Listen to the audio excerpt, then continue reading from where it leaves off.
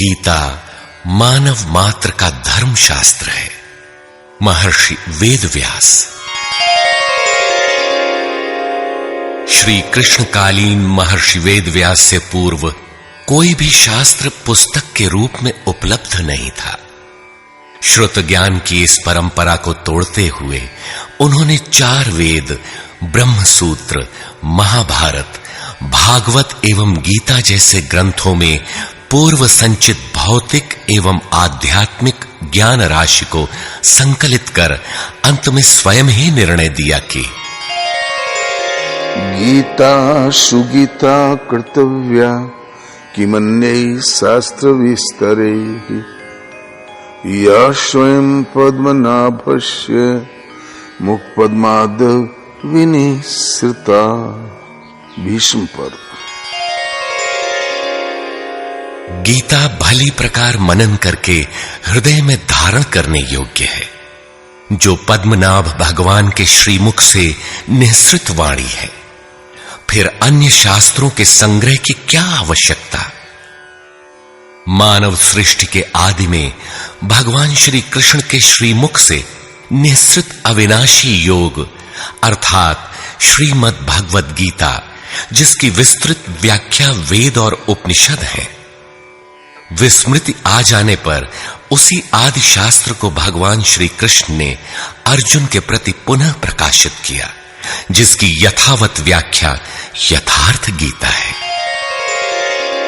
एकम शास्त्रम देवकी पुत्र गीतम एको देवो देवकी पुत्रेव एको मंत्र श्रुतस्य नामानि यानि कर्माप्येकम तस्य देवस्य सेवा।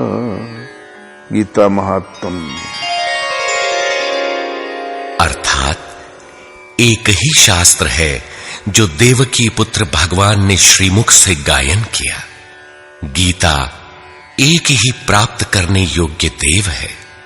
उस गायन में जो सत्य बताया, आत्मा सिवाय आत्मा के कुछ भी शाश्वत नहीं है। उस गायन में उन महायोगेश्वर ने क्या जपने के लिए कहा। ओम अर्जुन, ओम अक्षय परमात्मा का नाम है, उसका जप कर और ध्यान मेरा धर। एक ही कर्म है। गीता में वर्णित परम देव एक परमात्मा की सेवा। उन्हें श्रद्धा से अपने हृदय में धारण करें। अस्तु, आरंभ से ही गीता आपका शास्त्र रहा है।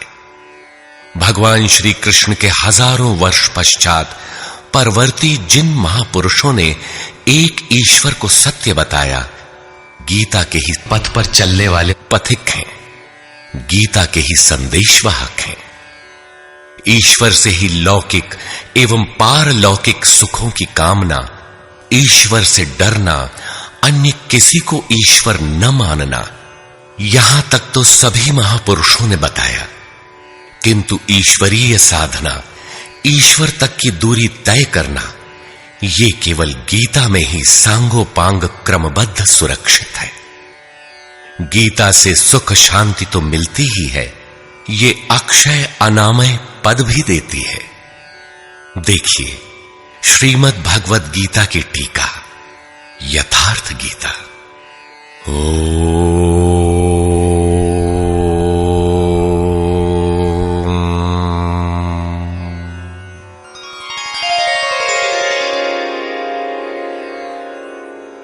धर्म सिद्धांत 1। सभी प्रभु के पुत्र। ममैवांशो जीवलोके जीवभूतः सनातनः मनः षष्ठानीन्द्रियाणि प्रकृतिस्थानि कर्षति। सभी मानव ईश्वर की संतान है, मेरे विशुद्ध अंश हैं। मानव तन की सार्थकता। किम पुनर्ब्राह्मणा पुण्या भक्ता राजर्षयस्तथा अनित्यमसुखं लोकम् इमं प्राप्य भजस्व माम्।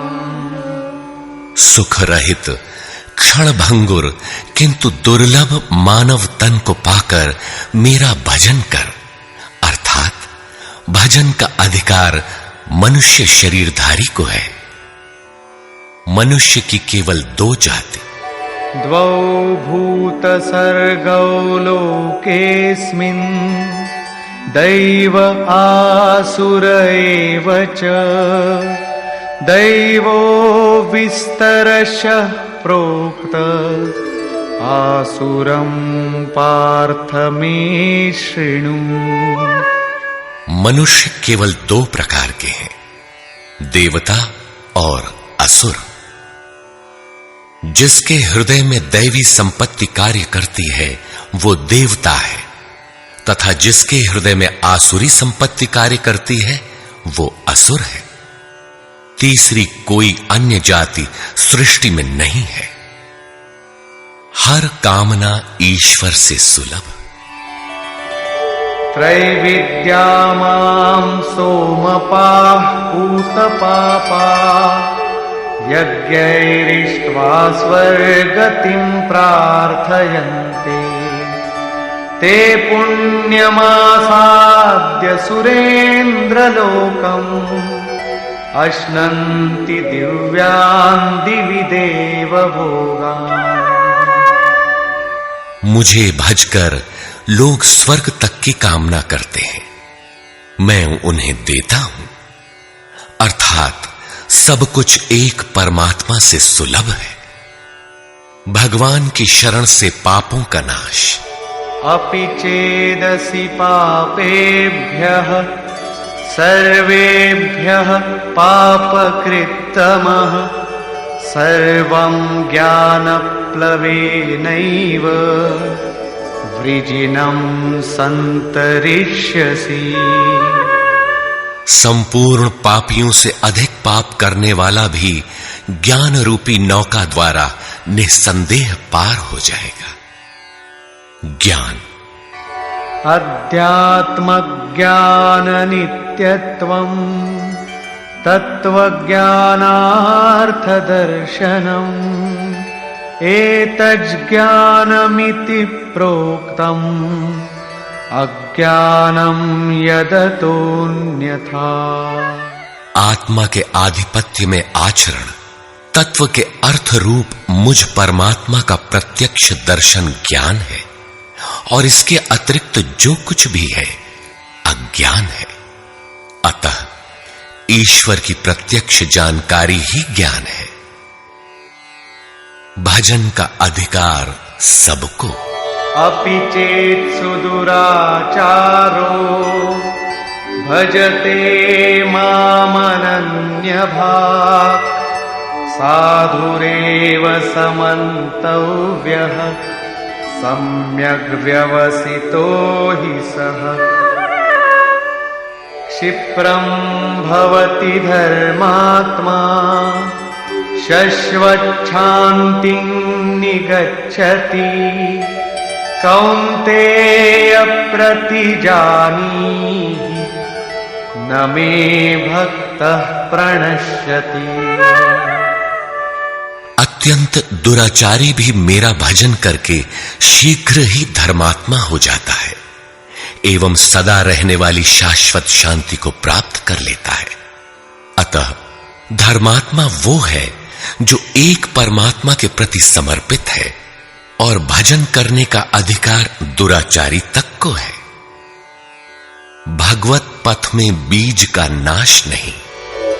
नेहाभिक्रमनाशोऽस्ति प्रत्यवायो न विद्यते स्वल्पमप्यस्य धर्मस्य त्रायते महतो भयात्।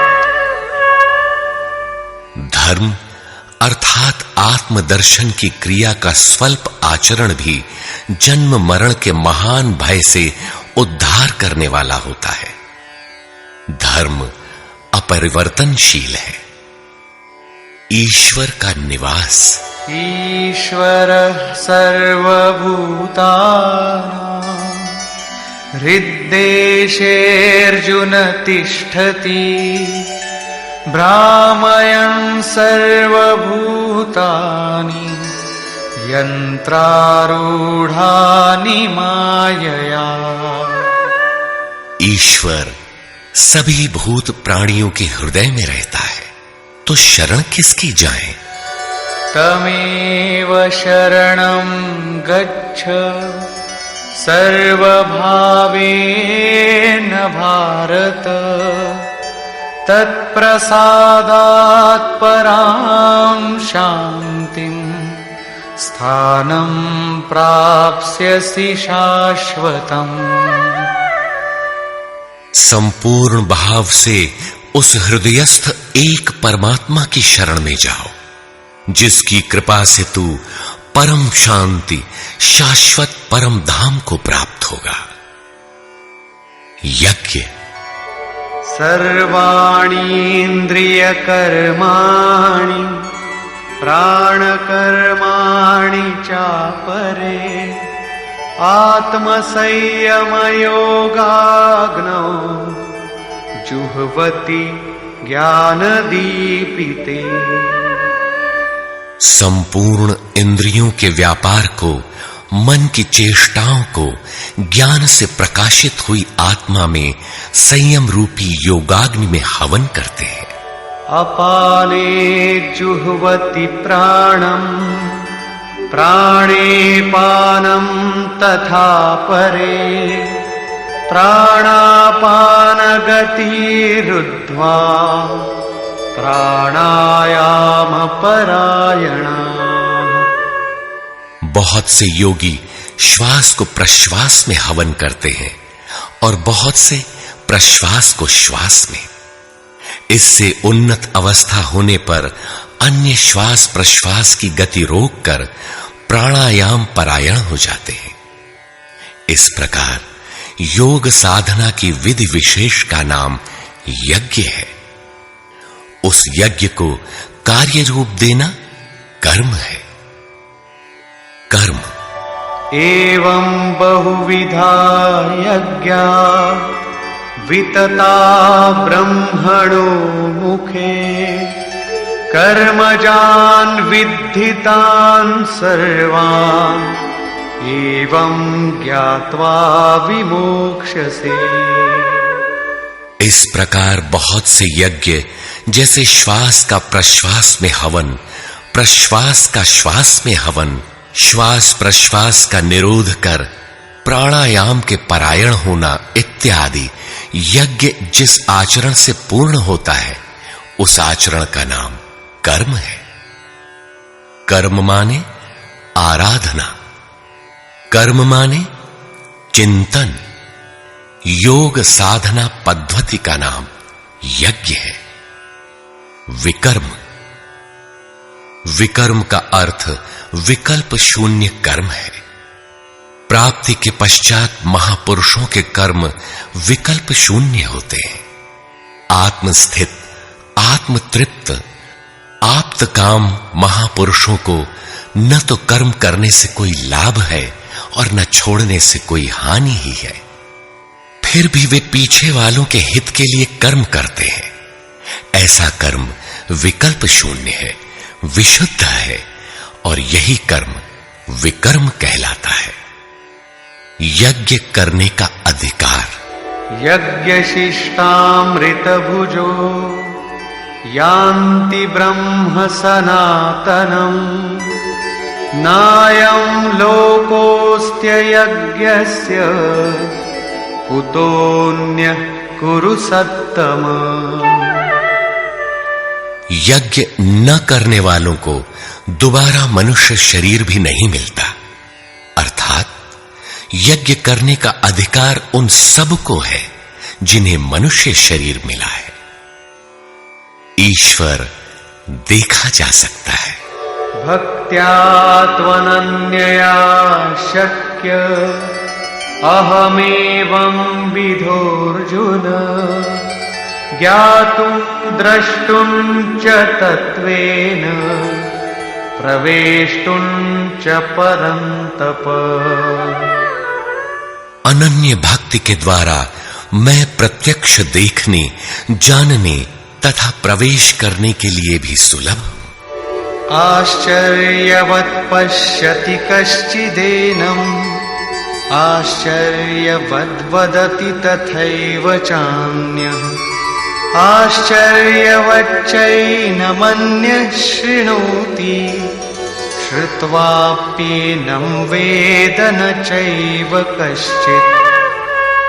इस अविनाशी आत्मा को कोई विरला ही आश्चर्य की तरह देखता है, आश्चर्य की तरह उपदेश करता है, और कोई विरला ही इसे आश्चर्य की तरह सुनता है।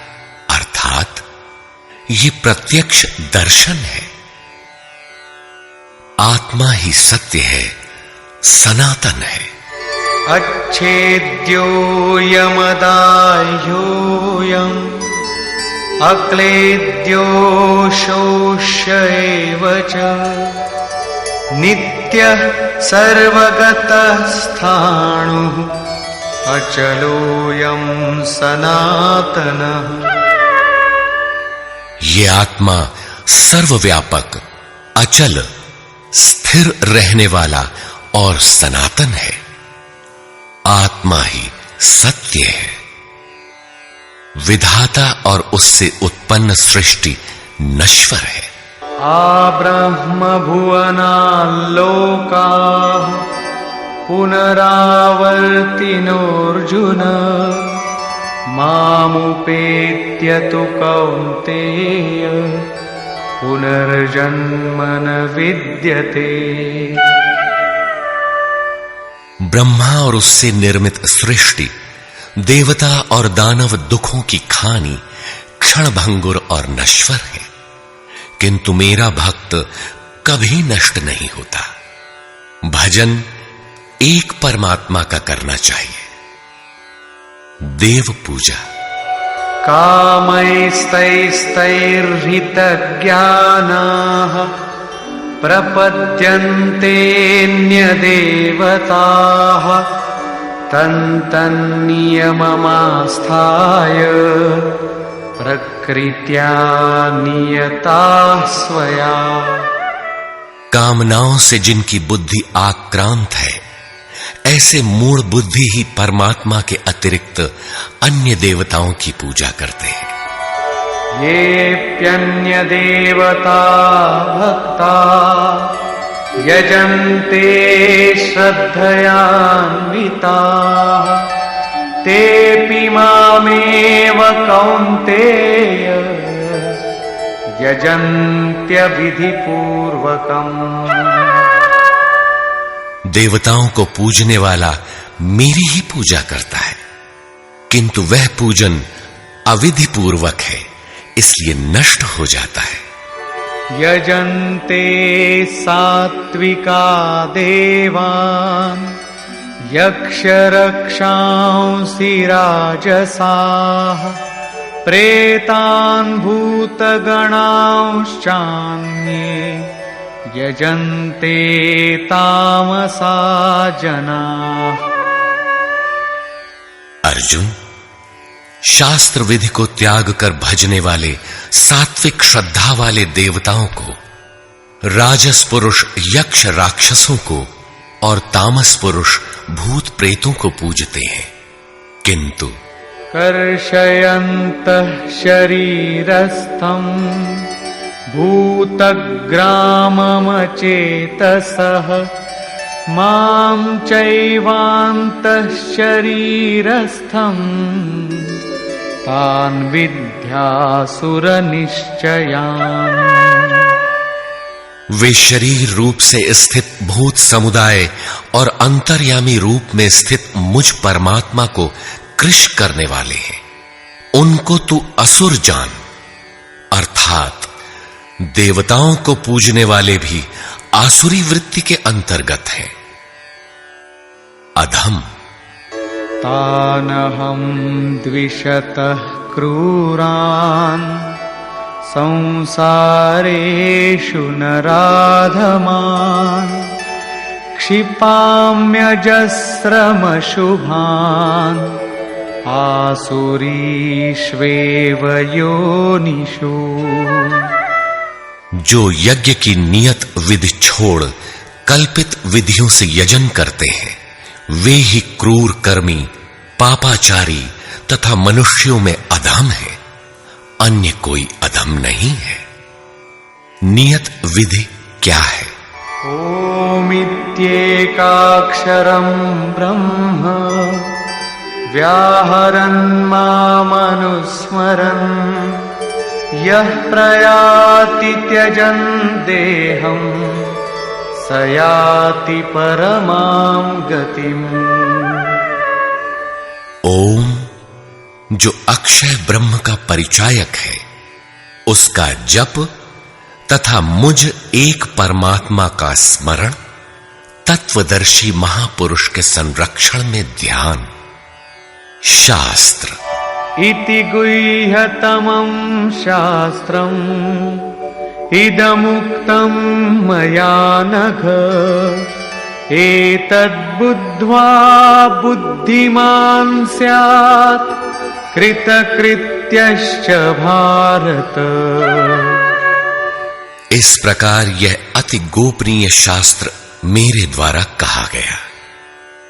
इसे तत्व से जानकर मनुष्य पूर्ण ज्ञाता तथा कृतार्थ हो जाता है। अतः योगेश्वर श्री कृष्ण की यह वाणी स्वयं में पूर्ण शास्त्र है। तस्मात् शास्त्रं प्रमाणन्ते कार्याकार्यव्यवस्थितौ ज्ञात्वा शास्त्रविधानोक्तं कर्म कर्तुमिहार्हसि। कर्तव्य और अकर्तव्य के निर्धारण में शास्त्र ही प्रमाण है। अतः गीता में निर्धारित विधि से आचरण करें। धर्म सर्वधर्मान् परित्यज्य मामेकं शरणं व्रज अहं त्वा सर्वपापेभ्यो मोक्षयिष्यामि मा शुचः। धार्मिक उथल पुथल को छोड़ एकमात्र मेरी शरण हो जा, अर्थात एक भगवान के प्रति पूर्ण समर्पण ही धर्म का मूल है। उस प्रभु को पाने की नियत विधि का आचरण ही धर्माचरण है, और जो उसे करता है वो अत्यंत पापी भी शीघ्र धर्मात्मा हो जाता है। धर्म प्राप्त कहां से करें? ब्रह्मणो हि प्रतिष्ठाहम् अमृतस्याव्ययस्य च शाश्वतस्य च धर्मस्य सुखस्यैकान्तिकस्य च। उस अविनाशी ब्रह्म का, अमृत का, शाश्वत धर्म का और अखंड एक रस आनंद का मैं ही आश्रय हूं, अर्थात परमात्म स्थित सद्गुरु ही इन सब का आश्रय है। नोट: विश्व के सारे धर्मों की सत्यधारा एक ईश्वर गीता का ही प्रसारण है।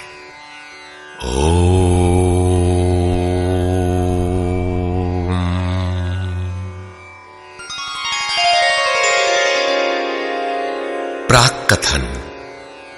वस्तुतः गीता पर टीका लिखने की अब कोई आवश्यकता प्रतीत नहीं होती, क्योंकि इस पर सहस्त्रों टीकाएं लिखी जा चुकी हैं, जिनमें 50 तो केवल संस्कृत में ही हैं।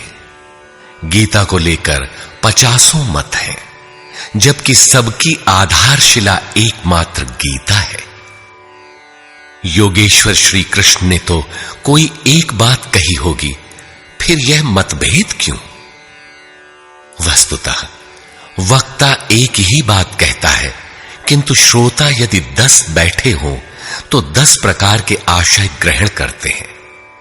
व्यक्ति की बुद्धि पर तामसी, राजसी अथवा सात्विक गुणों का जितना प्रभाव है, उसी स्तर से उस वार्ता को पकड़ पाता है।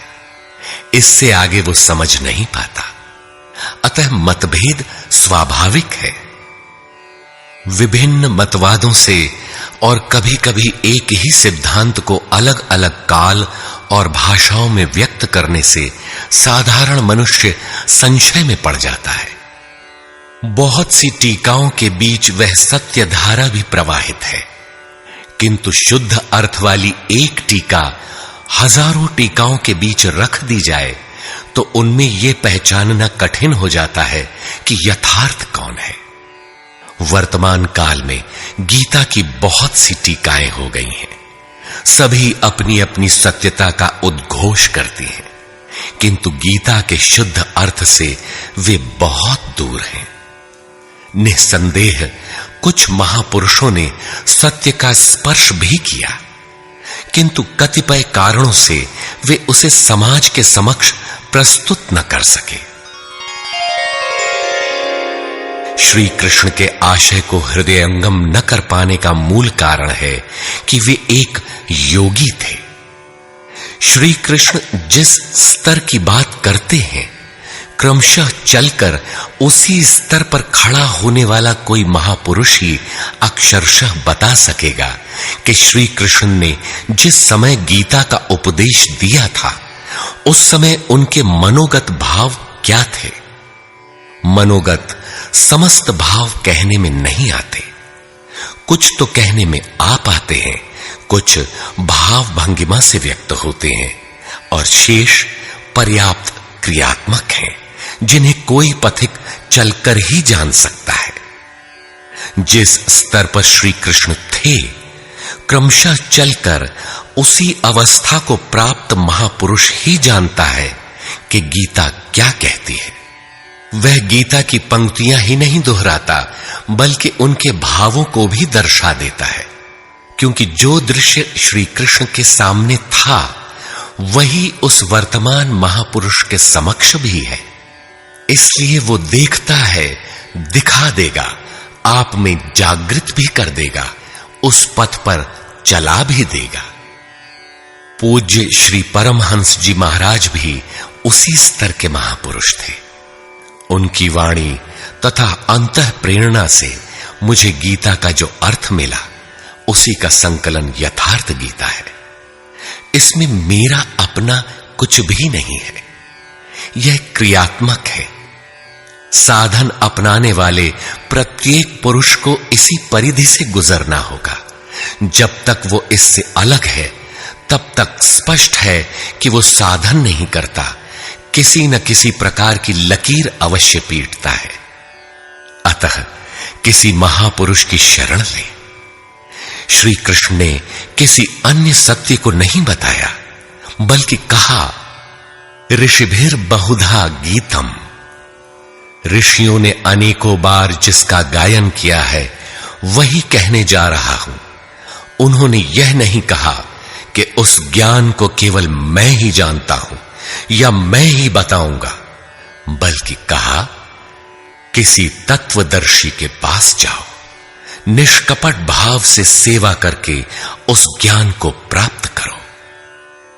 श्री कृष्ण ने महापुरुषों द्वारा शोधित सत्य को ही उद्घाटित किया है। गीता सुबोध संस्कृत में है।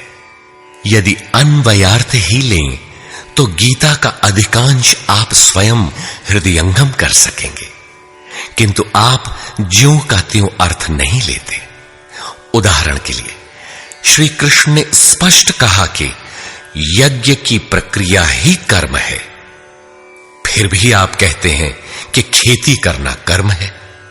यज्ञ को स्पष्ट करते हुए उन्होंने बताया कि यज्ञ में बहुत से योगी जन प्राण में अपान को हवन करते हैं, बहुत से अपान में प्राण को हवन करते हैं, बहुत से योगी प्राण अपान दोनों को रोककर प्राणायाम परायण हो जाते हैं, बहुत से योगी इंद्रियों की संपूर्ण प्रवृत्तियों को संयमाग्नि में हवन करते हैं, इस प्रकार श्वास प्रश्वास का चिंतन यज्ञ है। मन सहित इंद्रियों का संयम यज्ञ है। शास्त्रकार ने स्वयं यज्ञ बताया, फिर भी आप कहते हैं कि विष्णु के निमित्त स्वाहा बोलना, अग्नि में जौ तिल घी का हवन करना यज्ञ है। उन योगेश्वर ने ऐसा एक शब्द भी नहीं कहा। क्या कारण है कि आप समझ नहीं पाते? बाल की खाल निकालकर रटने पर भी क्यों वाक्य विन्यास ही आपके हाथ लगता है? आप अपने को यथार्थ जानकारी से शून्य ही क्यों पाते हैं? वस्तुतः मनुष्य जन्म लेकर क्रमशः बड़ा होता है तो पैतृक संपत्ति, घर, दुकान, जमीन जायदाद, पद प्रतिष्ठा, गाय भैंस, यंत्र उपकरण इत्यादि उसे विरासत में मिलती है। ठीक इसी प्रकार उसे कुछ रूढ़ियां, परंपराएं, पूजा पद्धतियां भी विरासत में मिल जाती हैं। 33 करोड़ देवी देवता तो भारत में बहुत पहले गिने गए थे। विश्व में उनके अनगिनत रूप हैं। शिशु ज्यों-ज्यों बड़ा होता है, अपने माता पिता, भाई बहन, पास पड़ोस में इनकी पूजा देखता है। परिवार में प्रचलित पूजा पद्धतियों की अमिट छाप उसके मस्तिष्क पर पड़ जाती है। देवी की पूजा मिली तो जीवन भर देवी देवी रटता है। परिवार में भूत पूजा मिली तो भूत भूत रटता है। कोई शिव तो कोई कृष्ण तो कोई कुछ पकड़े ही रहता है। उन्हें वो छोड़ नहीं सकता।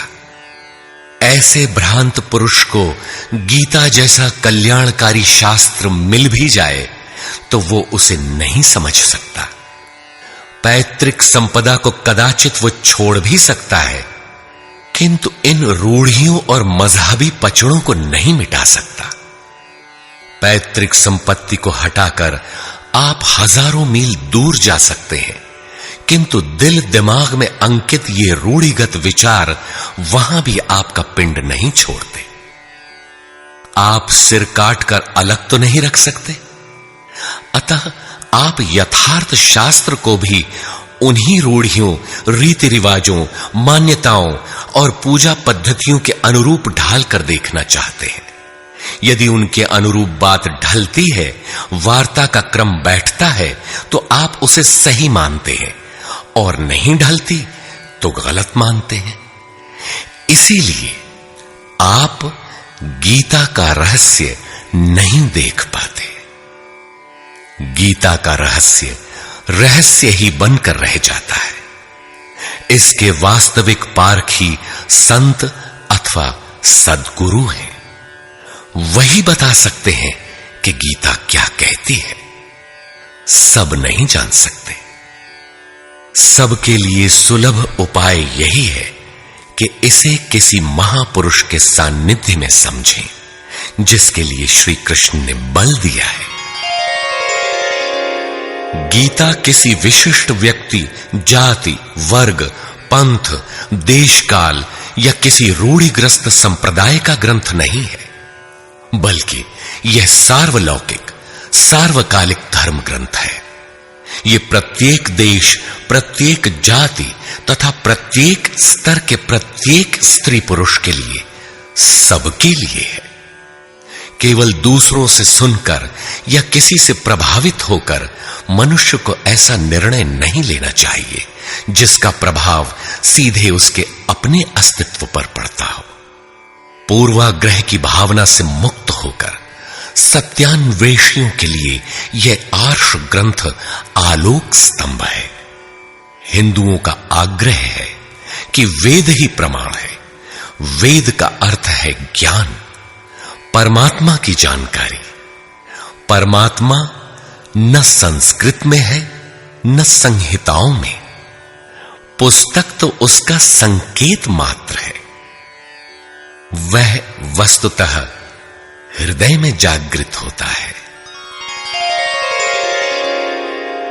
विश्वामित्र चिंतन कर रहे थे। उनकी भक्ति देखकर ब्रह्मा आए। बोले, आज से तुम ऋषि हो। विश्वामित्र को संतोष नहीं हुआ। चिंतन में लगे रहे। कुछ काल पश्चात देवताओं सहित ब्रह्मा पुनः आए और बोले, आज से तुम राजर्षि हो। किंतु विश्वामित्र का समाधान न हुआ।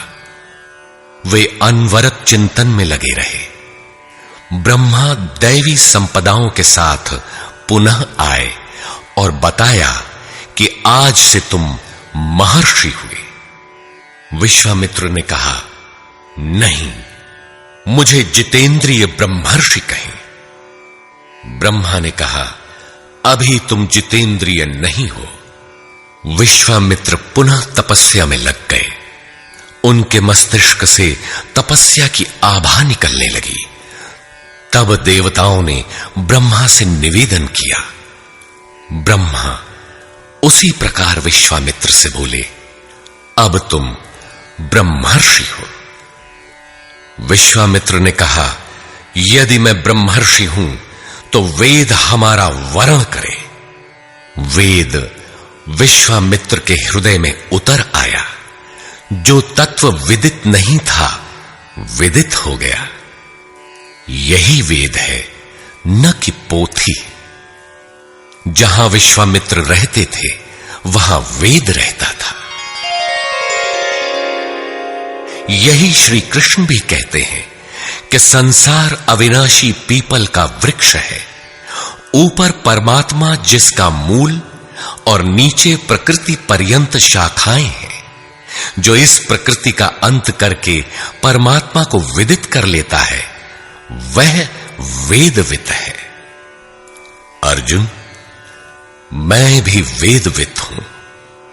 अतः प्रकृति के प्रसार और अंत के साथ परमात्मा की अनुभूति का नाम वेद है। यह अनुभूति ईश्वर प्रदत्त है। इसलिए वेद को अपौरुषेय कहा जाता है। महापुरुष अपौरुषेय होते हैं। उनके माध्यम से परमात्मा ही बोलता है। वे परमात्मा के संदेश प्रसारक अर्थात ट्रांसमीटर हो जाते हैं। केवल शब्द ज्ञान के आधार पर उनकी वाणी में निहित यथार्थ को परखा नहीं जा सकता। उन्हें वही जान पाता है जिसने क्रियात्मक पथ से चलकर इस अपौरुषेय स्थिति को पाया हो, जिसका पुरुष अर्थात अहं परमात्मा में विलीन हो चुका हो। वस्तुतः वेद अपौरुषेय है, किंतु बोलने वाले 100-150 महापुरुष ही थे। उन्हीं की वाणी का संकलन वेद कहलाता है। किंतु जब शास्त्र लिखने में आ जाता है तो सामाजिक व्यवस्था के नियम भी उसके साथ लिख दिए जाते हैं। महापुरुष के नाम पर जनता उनका भी पालन करने लगती है, यद्यपि धर्म से उनका दूर का भी संबंध नहीं रहता। आधुनिक युग में मंत्रियों के आगे पीछे घूमकर साधारण नेता भी अधिकारियों से अपना काम करा लेते हैं, जबकि मंत्री ऐसे नेताओं को जानते भी नहीं। इसी प्रकार सामाजिक व्यवस्थाकार महापुरुष की ओट में जीने खाने की व्यवस्था भी ग्रंथों में लिपिबद्ध कर देते हैं। उनका सामाजिक उपयोग तत्सामयिक ही होता है। वेदों के संबंध में भी यही है। वेद के 2 भाग हैं, कर्मकांड और ज्ञान कांड। कर्मकांड समाज शास्त्र है, जैसे वास्तुशास्त्र, आयुर्वेद, धनुर्वेद, गंधर्व वेद इत्यादि। ज्ञान कांड उपनिषद है। उनका भी मूल योगेश्वर श्री कृष्ण की प्रथम वाणी गीता है। सारांशत गीता अपौरुषेय परमात्मा से समुद्भूत उपनिषद सुधा का सार सर्वस्व है। इसी प्रकार प्रत्येक महापुरुष जो परम तत्व को प्राप्त कर लेता है, स्वयं में धर्म ग्रंथ है। उसकी वाणी का संकलन विश्व में कहीं भी हो, शास्त्र कहलाता है। किंतु कतिपय धर्मावलंबियों का यह कथन है कि जितना कुरान में लिखा है उतना ही सच है। अब कुरान नहीं उतरेगा। ईसा मसीह पर विश्वास किए बिना स्वर्ग नहीं मिल सकता। वह ईश्वर का इकलौता बेटा था। अब ऐसा महापुरुष नहीं हो सकता।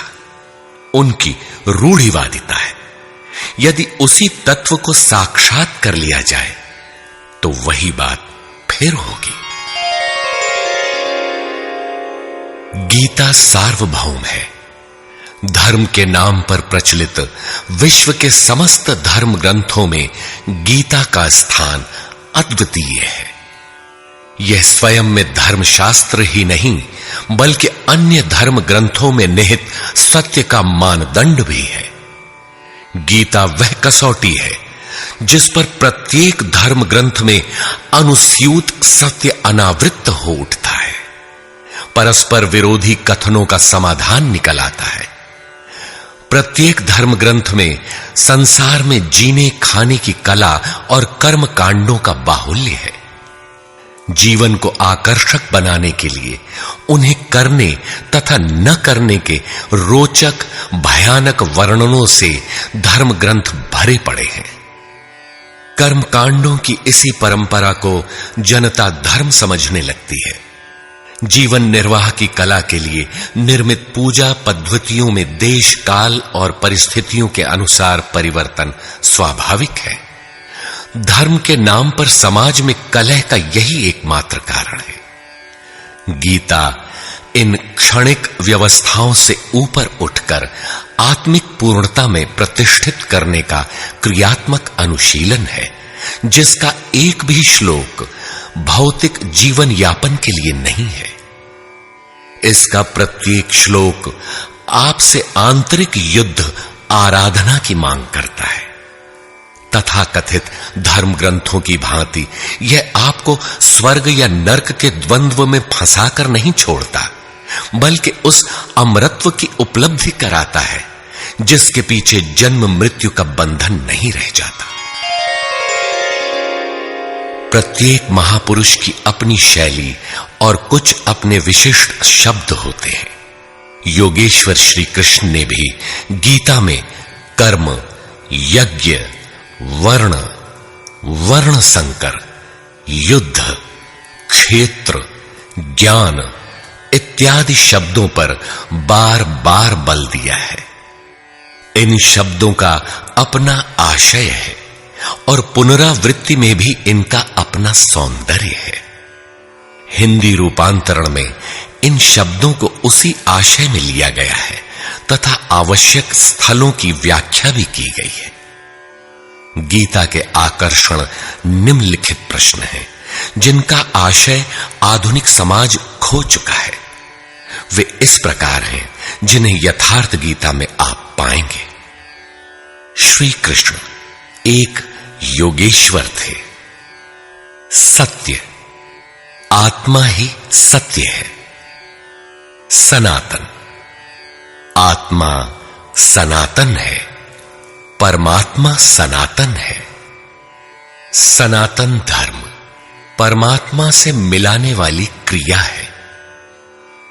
युद्ध दैवी एवं आसुरी संपदाओं का संघर्ष युद्ध है। ये अंतःकरण की दो प्रवृत्तियां हैं। इन दोनों का मिटना परिणाम है। युद्ध स्थान, यह मानव शरीर और मन सहित इंद्रियों का समूह युद्ध स्थल है। ज्ञान, परमात्मा की प्रत्यक्ष जानकारी ज्ञान है। योग, संसार के संयोग वियोग से रहित अव्यक्त ब्रह्म के मिलन का नाम योग है। ज्ञान योग, आराधना ही कर्म है। अपने पर निर्भर होकर कर्म में प्रवृत्त होना ज्ञान योग है। निष्काम कर्म योग, इष्ट पर निर्भर होकर समर्पण के साथ कर्म में प्रवृत्त होना निष्काम कर्म योग है। श्री कृष्ण ने किस सत्य को बताया? श्री कृष्ण ने उसी सत्य को बताया जिसको तत्वदर्शियों ने पहले देख लिया था और आगे भी देखेंगे। यज्ञ साधना की विधि विशेष का नाम यज्ञ है।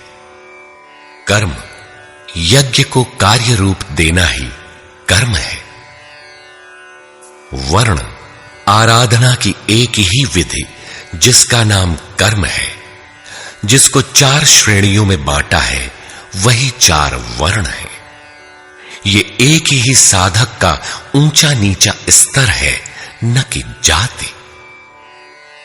वर्ण संकर परमात्म पथ से च्युत होना, साधन में भ्रम उत्पन्न हो जाना वर्ण संकर है। मनुष्य की श्रेणी अंतःकरण के स्वभाव के अनुसार मनुष्य 2 प्रकार का होता है, एक देवताओं जैसा, दूसरा असुरों जैसा। यही मनुष्य की 2 जातियां हैं जो स्वभाव द्वारा निर्धारित हैं, और यह स्वभाव घटता बढ़ता रहता है। देवता हृदय देश में परम देव परमात्मा का देवत्व अर्जित कराने वाले गुणों का समूह है। वाह्य देवताओं की पूजा कामनाओं से जिनकी बुद्धि आक्रांत है, ऐसे अविवेकी और मूढ़ बुद्धि की देन है। वे मेरे ही पुजारी हैं, किंतु अविधि पूर्वक है। अवतार व्यक्ति के हृदय में होता है, बाहर नहीं। विराट दर्शन योगी के हृदय में ईश्वर के द्वारा दी गई अनुभूति है। भगवान साधक में दृष्टि बनकर खड़े हों तभी दिखाई पड़ते हैं। पूजनीय देव इष्ट एकमात्र परात्पर ब्रह्म ही पूजनीय देव है। उसे खोजने का स्थान हृदय देश है। उसकी प्राप्ति का स्रोत उसी अव्यक्त स्वरूप में स्थित प्राप्ति वाले महापुरुष के द्वारा है।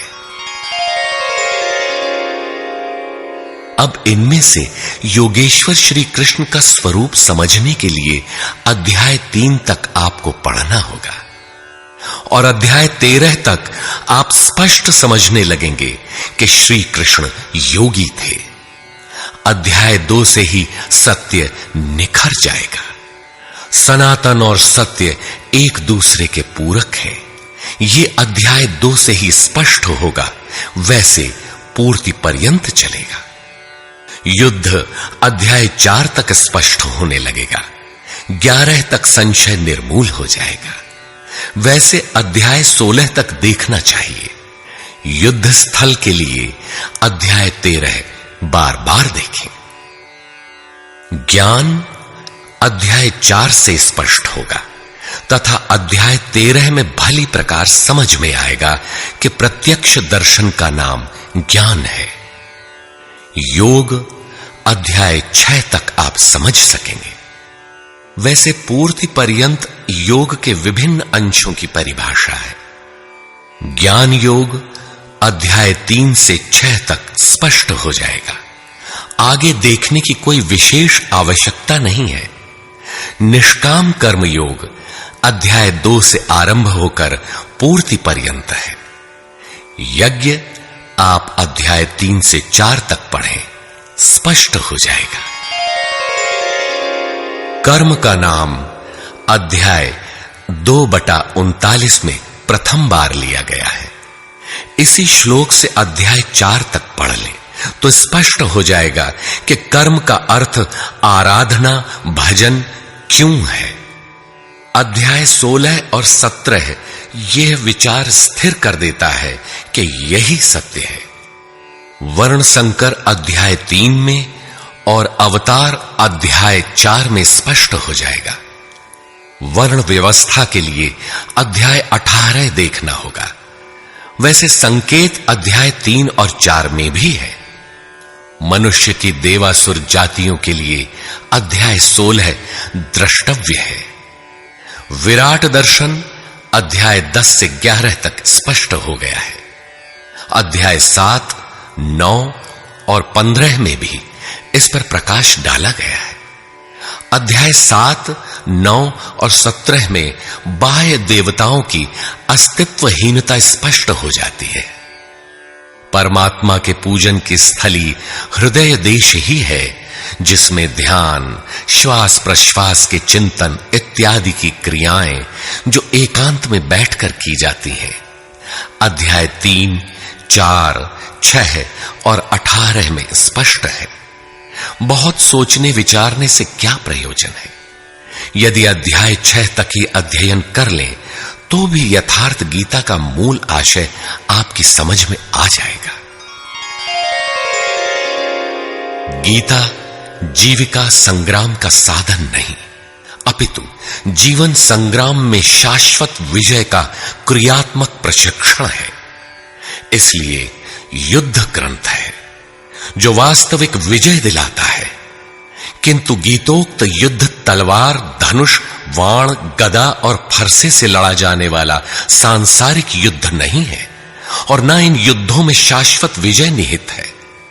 ये सत्सत प्रवृत्तियों का संघर्ष है, जिनके रूपकात्मक वर्णन की परंपरा रही है। वेद में इंद्र और वृत्र, विद्या और अविद्या, पुराणों में देवासुर संग्राम, महाकाव्यों में राम और रावण, कौरव एवं पांडवों के संघर्ष को ही गीता में धर्म क्षेत्र और कुरुक्षेत्र, दैवी संपद एवं आसुरी संपद, सजातीय एवं विजातीय, सद्गुण एवं दुर्गुणों का संघर्ष कहा गया है। यह संघर्ष जहां होता है वह स्थान कहां है? गीता का धर्म क्षेत्र और कुरुक्षेत्र भारत का कोई भूखंड नहीं, बल्कि स्वयं गीताकार के शब्दों में इदं शरीरम कौन्तेय क्षेत्रमित्यभिधीयते। कौन्तेय, यह शरीर ही एक क्षेत्र है जिसमें बोया हुआ भला और बुरा बीज संस्कार रूप से सदैव उगता है। 10 इंद्रियां, मन, बुद्धि, चित्त, अहंकार, 5 विकार और 3 गुणों का विकार इस क्षेत्र का विस्तार है। प्रकृति से उत्पन्न इन 3 गुणों से विवश होकर मनुष्य को कर्म करना पड़ता है। वह क्षण मात्र भी कर्म किए बिना नहीं रह सकता। पुनरपि जननम पुनरपि मरणम पुनरपि जननी जठरे शयनम। जन्म जन्मांतरों से करते ही तो बीत रहा है, यही कुरुक्षेत्र है। सद्गुरु के माध्यम से साधना के सही दौर में पढ़कर साधक जब परम धर्म परमात्मा की ओर अग्रसर होता है, तब यह क्षेत्र धर्म क्षेत्र बन जाता है। यह शरीर ही क्षेत्र है। इसी शरीर के अंतराल में अंतःकरण की 2 प्रवृत्तियां पुरातन हैं, दैवी संपद और आसुरी संपद। दैवी संपद में है पुण्य रूपी पांडु और कर्तव्य रूपी कुंती। पुण्य जागृत होने से पहले मनुष्य जो कुछ भी कर्तव्य समझकर करता है, अपनी समझ से वह कर्तव्य ही करता है, किंतु उससे कर्तव्य होता नहीं, क्योंकि पुण्य के बिना कर्तव्य को समझा ही नहीं जा सकता। कुंती ने पांडु से संबंध होने से पूर्व जो कुछ भी अर्जित किया वह था कर्ण। आजीवन कुंती के पुत्रों से लड़ता रह गया। पांडवों का दुर्धर्ष शत्रु यदि कोई था तो वह था कर्ण। विजातीय कर्म ही कर्ण है, जो बंधनकारी है, जिससे परंपरागत रूढ़ियों का चित्रण होता है। पूजा पद्धतियां पिंड नहीं छोड़ती।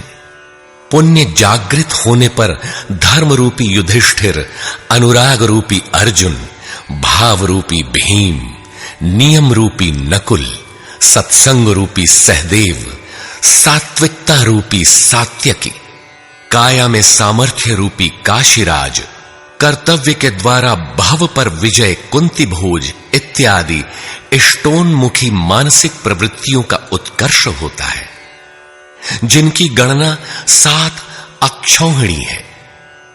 अक्ष दृष्टि को कहते हैं। सत्यमयी दृष्टिकोण से जिसका गठन है वह है दैवी संपद। परम धर्म परमात्मा तक की दूरी तय कराने वाली ये 7 सीढ़ियां, 7 भूमिकाएं हैं, न कि कोई गणना विशेष। वस्तुतः ये प्रवृत्तियां अनंत हैं। दूसरी ओर है कुरुक्षेत्र, जिसमें 10 इंद्रियां और 1 मन 11 अक्षौहिणी सेना है।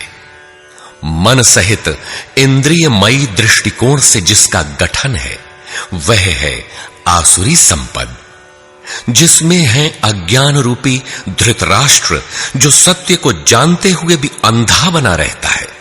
उसकी सहचारिणी है गांधारी, इंद्रिय आधार वाली प्रवृत्ति। इनके साथ हैं मोह रूपी दुर्योधन, दुर्बुद्धि रूपी दुःशासन, विजातीय कर्म रूपी कर्ण, भ्रम रूपी भीष्म, द्वैत के आचरण रूपी द्रोणाचार्य, आसक्ति रूपी अश्वत्थामा, विकल्प रूपी विकर्ण, अधूरी साधना में कृपा के आचरण रूपी कृपाचार्य, और इन सब के बीच जीव रूपी विदुर है, जो रहता है अज्ञान में, किंतु दृष्टि सदैव पांडवों पर है। पुण्य से प्रवाहित प्रवृत्ति पर है, क्योंकि आत्मा परमात्मा का शुद्ध अंश है।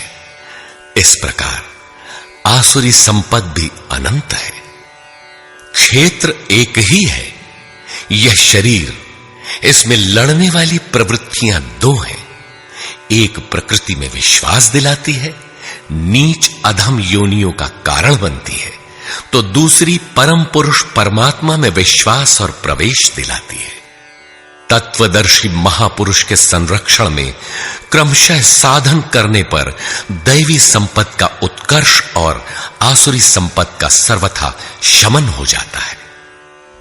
जब कोई विकार ही नहीं रहा, मन का सर्वथा निरोध और निरुद्ध मन का भी विलय हो जाता है, तो दैवी संपत्ति की आवश्यकता समाप्त हो जाती है।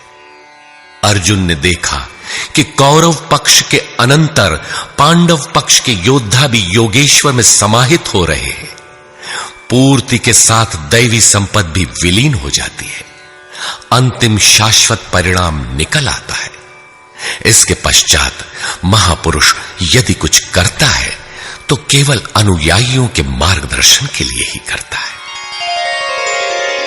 लोक संग्रह की इसी भावना से महापुरुषों ने सूक्ष्म मनोभावों का वर्णन उन्हें ठोस स्थूल रूप देकर किया है। गीता छंदोबद्ध है, व्याकरण सम्मत है, किंतु इसके पात्र प्रतीकात्मक हैं। अमूर्त योग्यताओं के मूर्त रूप मात्र है। गीता के आरंभ में 30-40 पात्रों का नाम लिया गया है, जिनमें आधे सजातीय हैं, आधे विजातीय।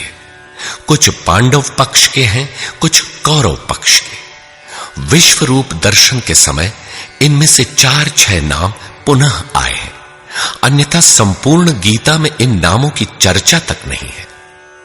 एकमात्र अर्जुन ही ऐसा पात्र है जो आरंभ से अंत तक योगेश्वर के समक्ष है। वह अर्जुन भी केवल योग्यता का प्रतीक है, न कि व्यक्ति विशेष।